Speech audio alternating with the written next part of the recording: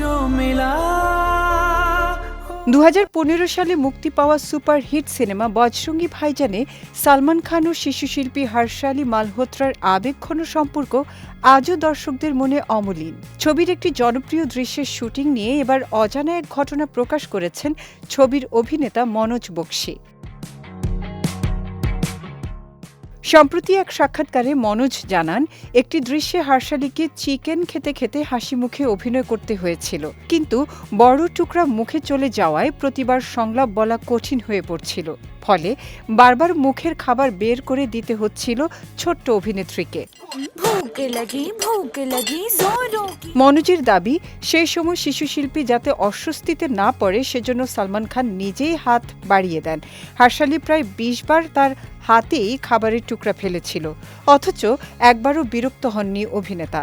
মনোজ বলেন, ও তো তার নিজের সন্তানও নয়, তারপরও একজন সুপারস্টার হয়েও যে ধৈর্য ও আন্তরিকতা দেখিয়েছেন তা সত্যিই প্রশংসনীয়।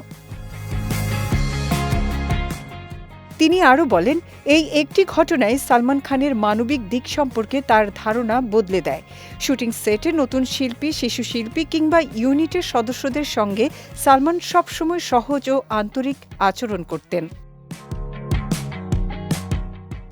মনোজ আরও জানান, বজরঙ্গি ভাইজান মুক্তির আগে শুধু তারকাদের জন্য নয়, ছবির কলাকুশলী, টেকনিশিয়ান ও ইউনিটের সদস্যদের জন্য বিশেষ প্রদর্শনীর আয়োজন করেছিলেন সালমান।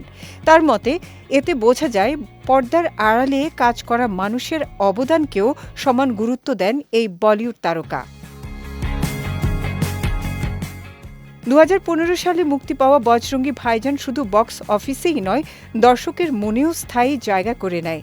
ভারত পাকিস্তান সীমান্ত পেরিয়ে এক বোবা শিশুকে পরিবারের কাছে পৌঁছে দেওয়ার মানবিক গল্পে সালমান খান ও হর্ষালি মালহোত্রার রসায়ন ছিল ছবিটির অন্যতম বড় শক্তি।